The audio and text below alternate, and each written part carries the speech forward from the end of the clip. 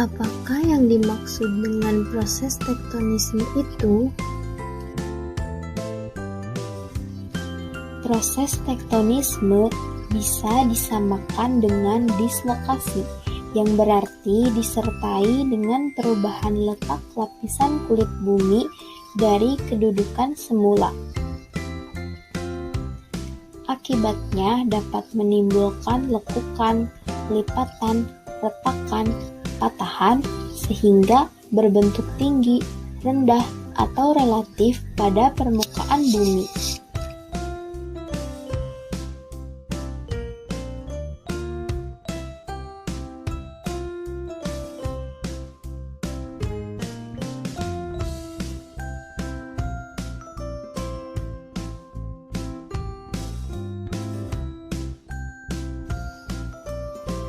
Dampak negatif dari proses tektonisme yang pertama yaitu sering terjadi longsor di daerah pegunungan, terutama saat memasuki musim penghujan. Hal tersebut tentu akan menimbulkan banyak kerugian bagi penduduk sekitar, baik kerugian materi maupun korban jiwa. Yang kedua yaitu proses tektonisme juga akan mengakibatkan terbentuknya lereng-lereng pegunungan yang curam. Lereng yang curam tersebut memungkinkan erosi tanahnya tinggi, sehingga cukup sulit untuk dijadikan lahan pertanian.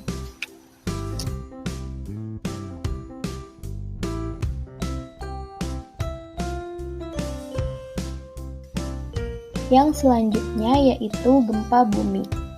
Bagi negara yang terletak di gugusan gunung api atau Ring of Fire seperti Indonesia, gempa bumi tentu bukan lagi hal yang asing, bahkan sering terjadi. Meskipun penyebab gempa bumi ada banyak, tetapi salah satunya disebabkan oleh adanya aktivitas tektonik.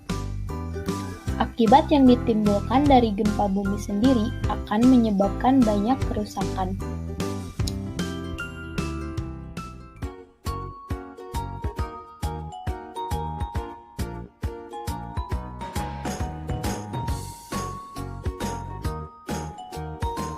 Pengaruh positif proses tektonisme yang pertama yaitu melimpahnya sumber bahan tambang dan sumber daya mineral.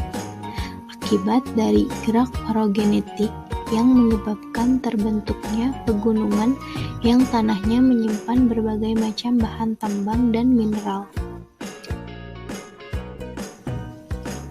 Yang kedua yaitu kawasan tangkap air hujan atau catchment area. Sebuah kawasan yang lebih tinggi dari daerah di sekitarnya ditumbuhi pohon-pohon yang besar dan banyak menerima curah hujan. Selain menerima curah hujan, kawasan ini juga mampu menyimpan dan mengeluarkannya jika dibutuhkan pada musim kemarau. Saat musim kemarau, kawasan tangkap hujan akan mengalirkan ketersediaan sumber air ke wilayah yang lebih rendah, yakni berupa air tanah. Catchment area juga mempunyai peran penting bagi ketersediaan sumber air di daerah bagian bawah. Pengaruh positif proses tektonisme yang selanjutnya yaitu menghasilkan objek pemandangan yang indah serta dijadikan sebagai laboratorium alam. Pemandangan alam tersebut biasanya dimanfaatkan sebagai tempat pariwisata. Contohnya yaitu di Gunung Rinjani.